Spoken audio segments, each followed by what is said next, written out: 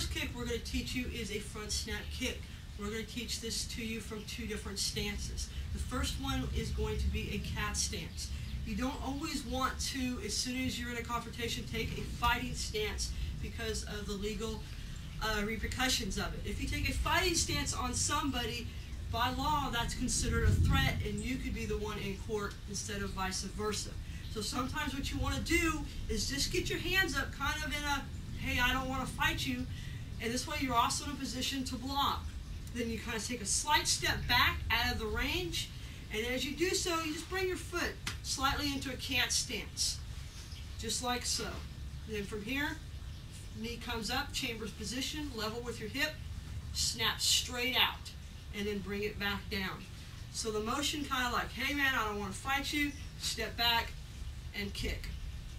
Again, hands come up. You don't want to, you want them in a position to block, but that's about it. Step slightly back, draw in, chamber, re-chamber. This is very important. Make sure you don't kick and drop it. You bring the foot up into a chamber. You kick and you re-chamber.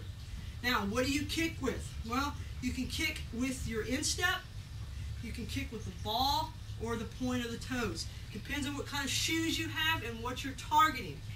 If you're barefooted like me, you don't really want to kick with the point of the toes. You either want to use your instep or your ball. Now, if you're kicking up into the groin, chances are you're going to use your instep. If you're kicking straight at something, like straight at the thigh, you use the ball of the foot. Now, if you got nice pointed boots on, steel-toed boots, point those toes. Come up, straight up the middle, chamber and re-chamber. Again, from this direction. Hands up in a guard position. Step back, draw to a slight cat, chamber, kick, re-chamber, and set down. Again. Those are front step kicks. A traditional way to practice this is from your fighting stance. Making sure your stance is open. You got it kind of on the ball of your foot like we talked about before. Hands in a ready position. There again. Chamber, kick, re-chamber, and set down. So up, kick, and down. Now remember, we don't want to kick any higher than the waist. So you're looking at a belt and below is your targeting. The higher you go, the better chance you have of you falling or getting your foot caught or blocked. Again, from a fighting stance.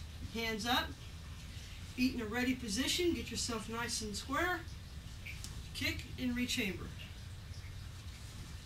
And make sure you practice this both sides. On your test, you will have to demonstrate both left and right front snap kicks.